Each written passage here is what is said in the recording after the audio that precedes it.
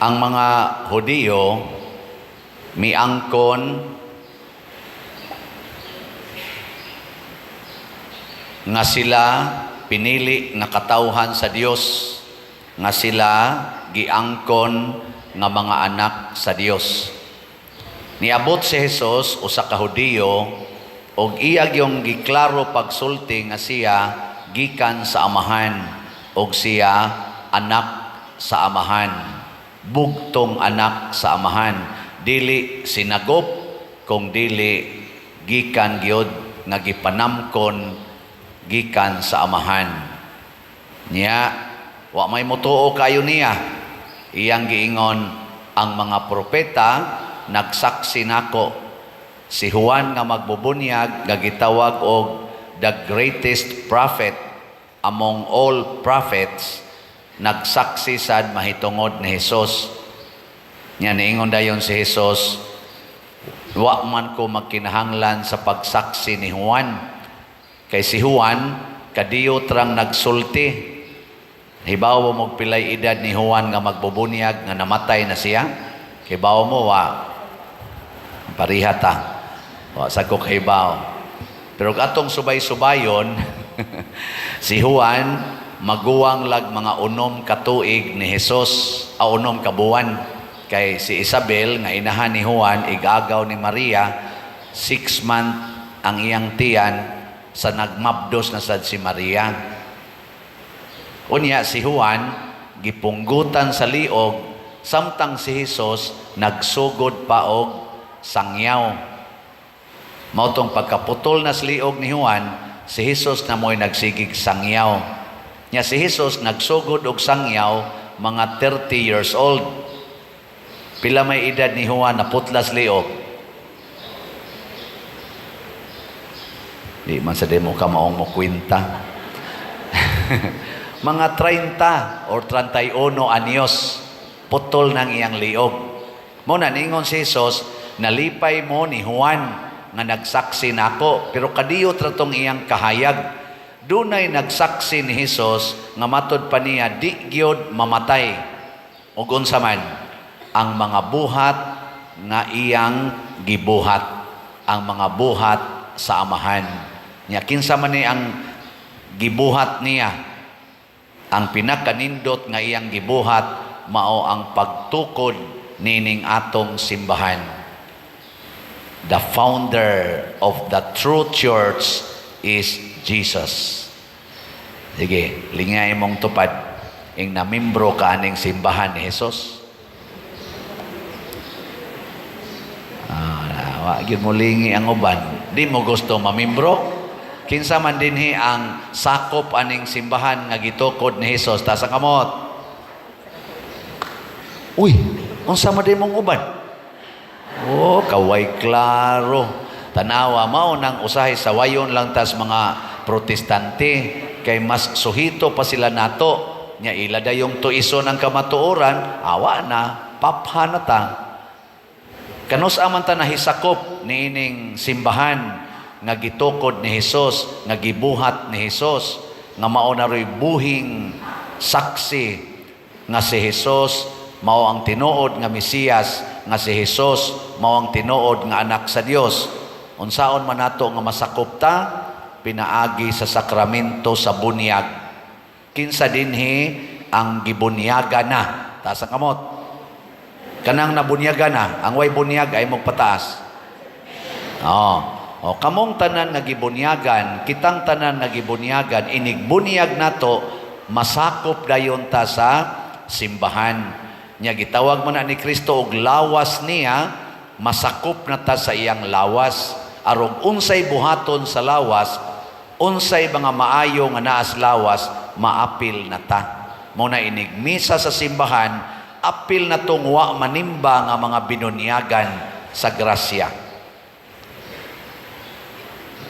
Anong inyo mong kung tutukan? Example ha, samaan ng inyong koko. Kanang koko sa inyong kamot or tiil. Motobo ba na? Dili. Nganong nitobo man na? Kay nagtapot mas lawas.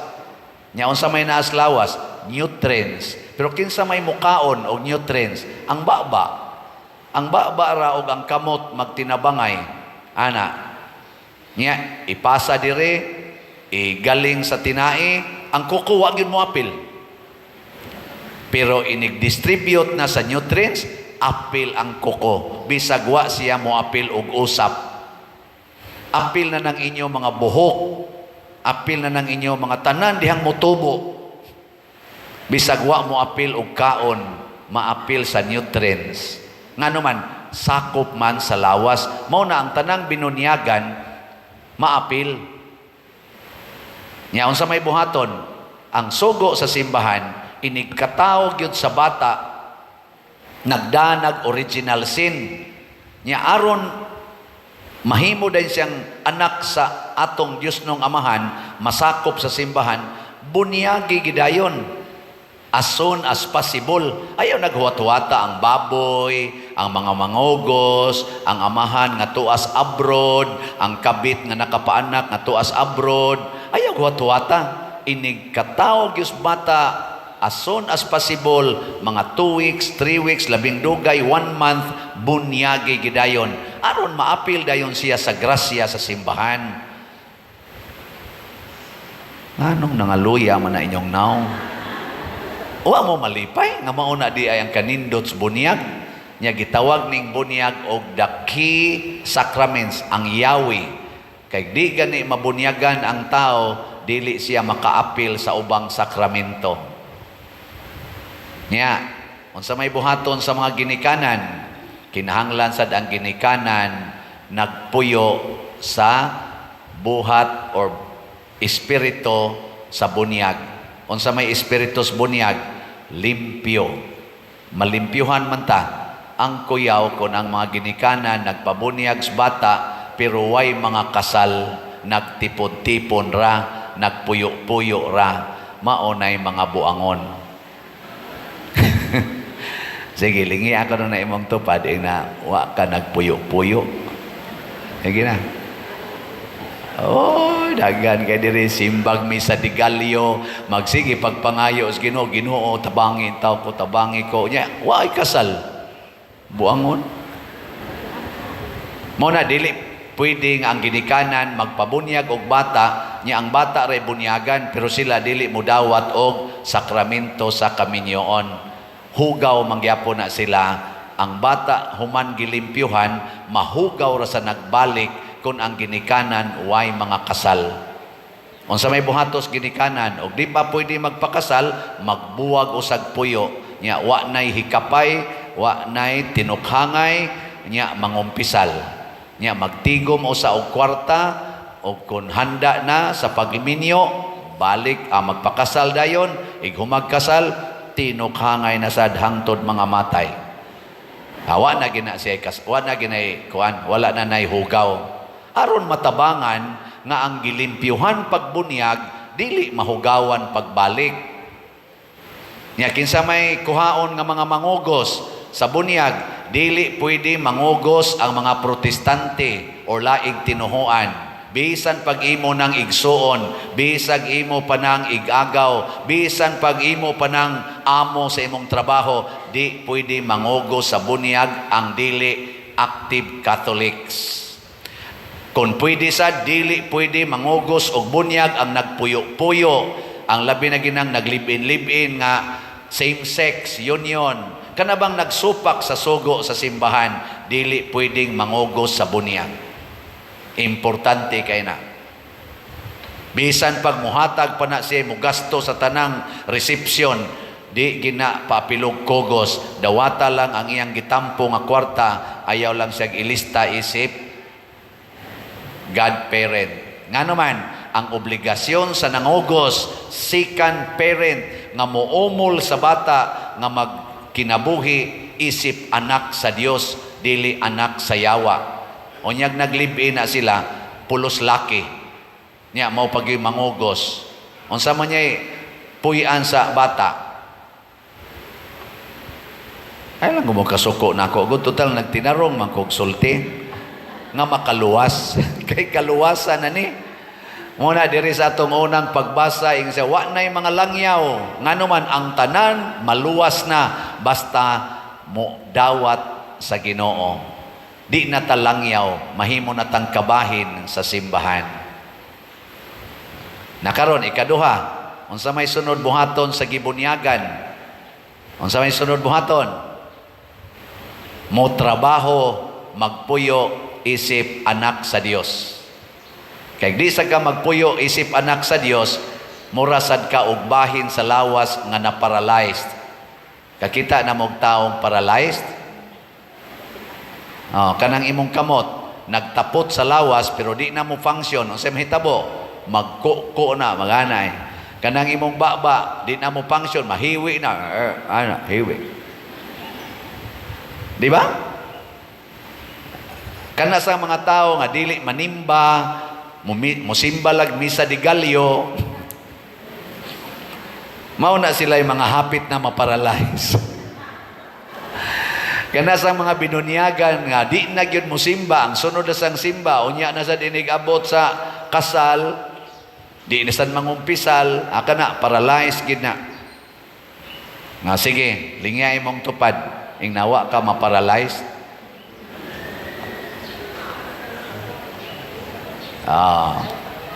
Ako kunong suwayan, now na to, di ba mo paralyzed?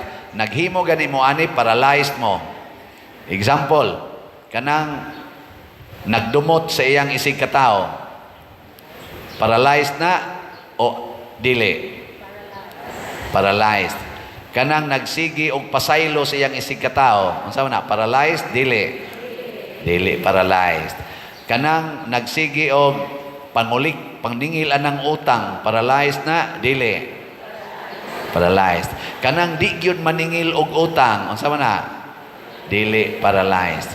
Kanang gasigig tinukhangay, nya manag-uyab pa, magsigig tinukhangay, unsa man na? Paralyzed? Dili? Dili. Paralyzed na, paralyzed. Kanang pari nga magsigig baligyag slat, unsa man na? Paralyzed? Dili? Dili, paralyzed. Kana sang parishioner nga magsigig palit og slat, paralyzed? Dili?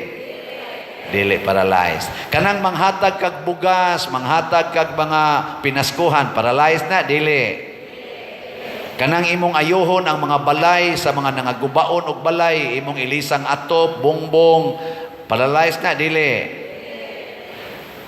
Kanang mangural silang balay, nya wa nay agianan ang silingan, paralyzed na? Dili? Kanang pataka parking sa ilang sakyanan, anha nas karsada i-parking, unsa na? Paralyzed? Dili? Paralyzed. Kamao man day mo. Kanang asawa nga magsigig ingon sa bana, I love you every day gyud, paralyzed na? Dili? Dili, di na paralyzed. Kanang bana nga nagsige nalag hapyot sa manok, siging hapyot sa manok, wa na gyud kahikap sa asawa, paralyzed na? Dili? Paralyzed.